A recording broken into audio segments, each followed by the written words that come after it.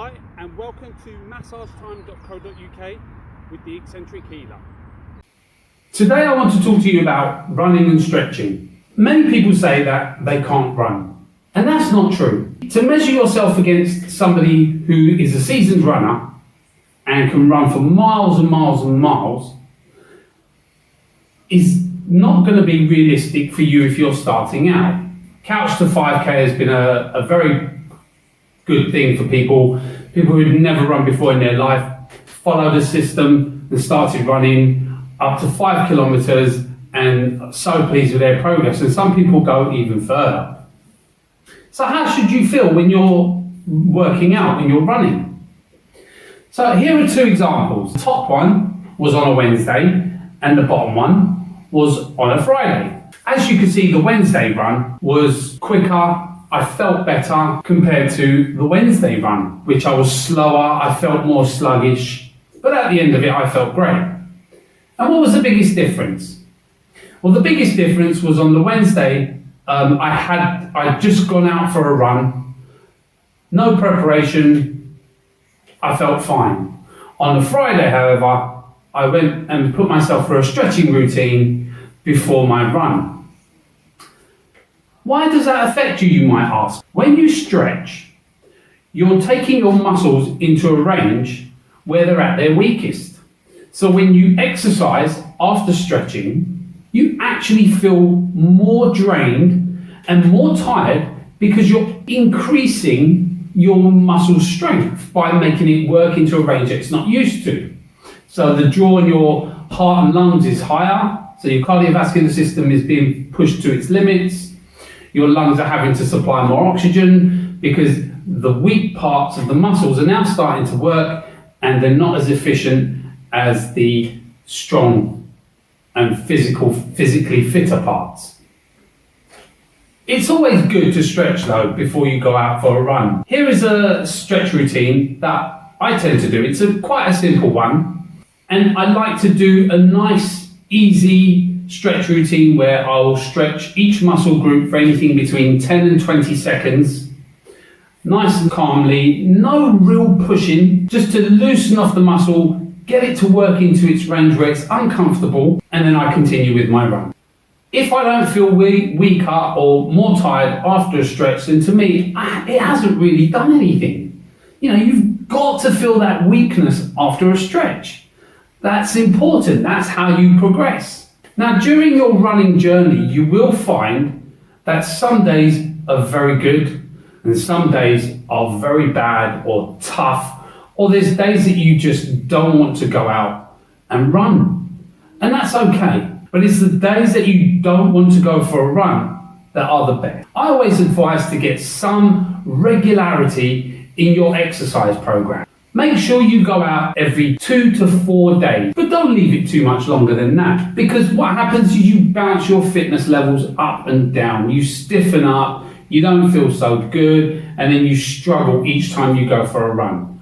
Shorter distances, more frequently, are much better than doing long distances not so often.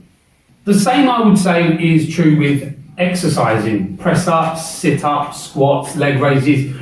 You can even go into the gym. You should stretch your body before exercise. There's a lot of theories about stretching, when you should do it, how often you should do it, how long you should hold for.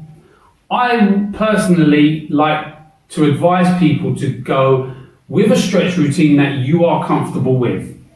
You should at least hold your stretches for anything between 10 and 20 seconds, sometimes a little bit longer. When should you stretch? Well, it's very important. Don't stretch when your muscles are cold. Okay, this is quite common. Everyone will agree with this. Never stretch your body when it's cold. There may be more of a risk of causing damage to your tissues. When there's no blood flow, there's no increased blood pressure through the tissues, so the tissues are less pliable and therefore they're more likely to strain and tear. However, I'm also against stretching after exercise. Based on exercise physiology, from what I understand and from what I know, and this is my opinion, other people would disagree with me, But if you exercise, if you have a real solid workout, like you play a sport, a football match, or you go down to the gym, during exercise, you're going to create some damage to the tissues, which everyone knows, a few days later, you get the pain in the muscles. We call that DOMS, delayed onset muscle soreness.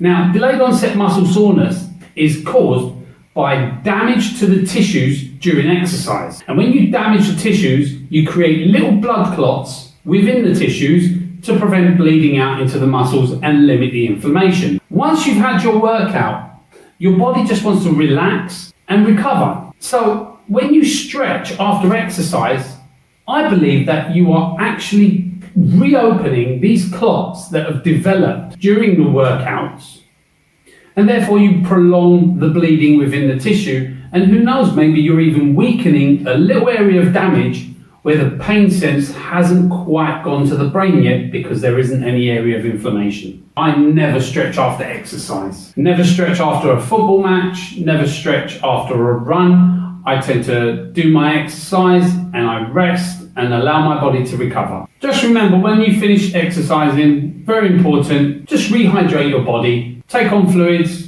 but at a steady pace. Too much fluid again can raise your blood pressure and blow away the clots that your body has formed in response to working out. Don't lose confidence in going out for those runs and improving your fitness. It's such an important aspect of life. Everybody can run, no matter what age you are, no matter what's wrong with you, as long as you don't have any major heart conditions or cardiovascular diseases that contraindicate running, your doctor will tell you. But generally, everyone can run. Even if it's to the end of the street and back again, we can all run. So my advice to everyone is get out there and use your body. Get yourself fit. Enjoy your fitness goals, enjoy your fitness journey, and enjoy your life a lot more. If you have any questions, please post them in the comments. And don't forget to subscribe to The Eccentric Healer. Take care and enjoy your day.